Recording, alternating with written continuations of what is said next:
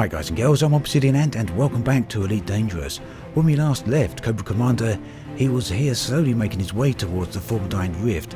Now I did briefly stop off on the planet here to pick up a few materials you may well remember, and I wanted that so I could use them for synthesis, SRV refuels, repairs, as well as FSD injections.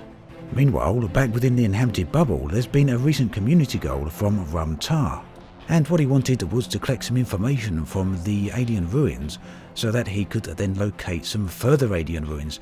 Now it turns out there's a whole load more of them to actually discover, but the process of discovering them is going to be long-winded, it's going to be very hard. Players have been working at this for quite a few days now with not a lot of success, so we're going to have a look at a bit of what this is all about, exactly what they're expected to find and how they're going to go about doing it. The mission from Rum Tar was to decode the alien ruins themselves. The first ruin only gives 13 pieces of information. There are going to be plenty more out there, but in order to obtain them they need to be found in other ruins. So with that in mind, Rum Tar has made an additional request now. Let's head to Galnet and see what that is all about. Following his recent appeal for data from the ruins, engineer Rum Tar has released a statement. Using the data contributed by the galactic community, I have succeeded in accessing the Monolith network. But although I have detected a number of further Guardian sites, which is very exciting, I have not been able to divine their precise locations. All I have been able to do is narrow the field to a handful of systems. Locating these sites is of central importance to our ongoing research, which is why I am encouraging the galactic community to explore these systems. Together, we can further our understanding of this fascinating race.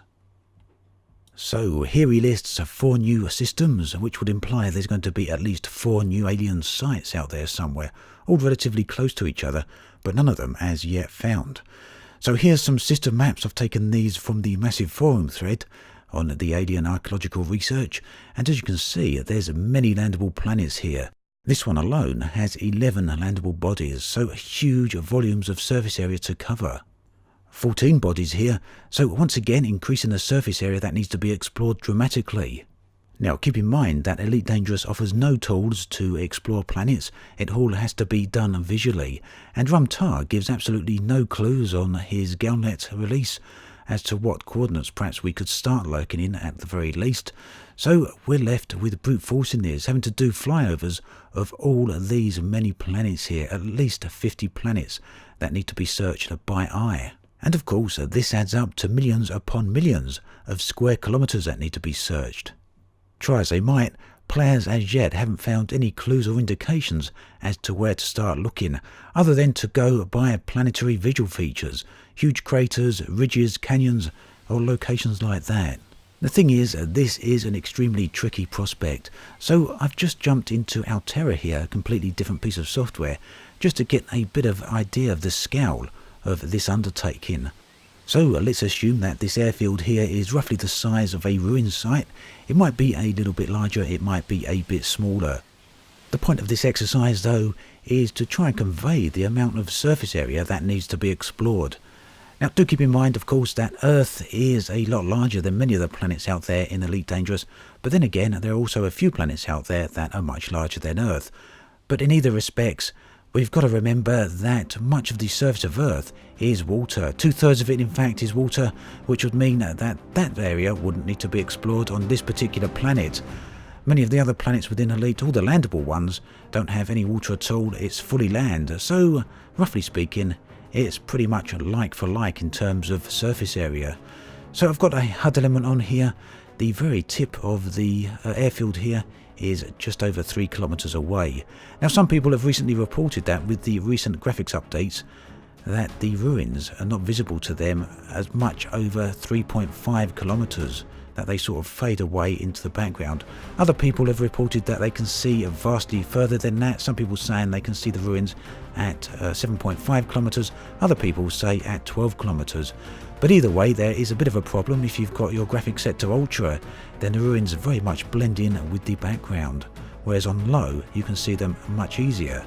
So of course we can't compare like for like. We've got atmospheric scattering here, but the airfield has disappeared already, and we're now moving at 20,000 kilometers an hour, now approaching 100,000 kilometers an hour, vastly faster than anything that's possible within Elite Dangerous.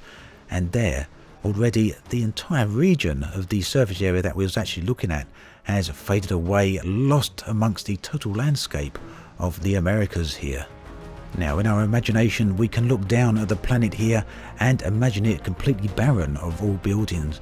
The only building, the airfield we just left.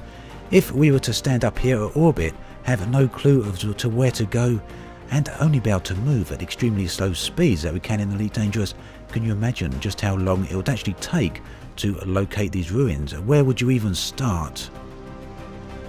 Such is the problem that players are faced with currently then, and they're trying to figure out the best and optimal way to locate the ruins. Just sticking with Alterra for a brief moment longer then, I just want to give a slight comparison of the speed we can move at within Elite Dangerous. Most of our ships move at around 200 meters a second, some a bit faster, some a bit slower, but even if you can get up to 400 meters a second, this is roughly how fast you'll be moving at. And just imagine then how long it will take to cover all the ground that we were looking at just a moment ago.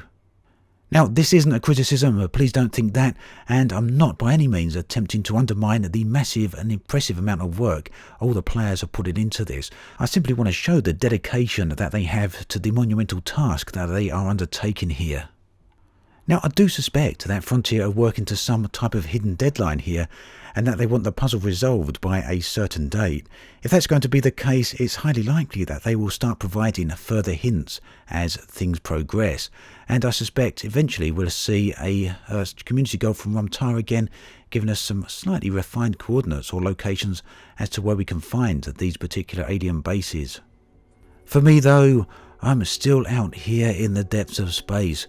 Cobra Commander is heading out towards the Formidine Rift, and he's actually very nearly there. Commander Obsidian Ant, who's been out at the Formidine Rift up until this point, is due to head on back to inhabited space, as there's many things going on back there that I want to be involved with. But as usual, as I'm flying around in space, I always like to check out different planets, and this ice world here was a particularly nice one. It caught my eye due to the very blue colours. I always like landing on ice worlds, mainly due to the dramatic landscapes here, the massive canyons, the massive ridges, lovely areas, and sometimes they're very nice to drive around in the SRVs as well. The hunt for the alien ruins back within inhabited space does bring to mind once again the state of exploration within the game. It's something that Frontier have said they do want to look into in the future, and I'm really hoping that it's not going to be too much longer now. The game is desperately crying out for some deeper exploration mechanics. At this point, as more and more people continue to move ever deeper into space, the improvements we need are no longer about quality of life. They are instead about adding extra gameplay depth. As always, thanks for watching, and I'll catch you guys and girls next time.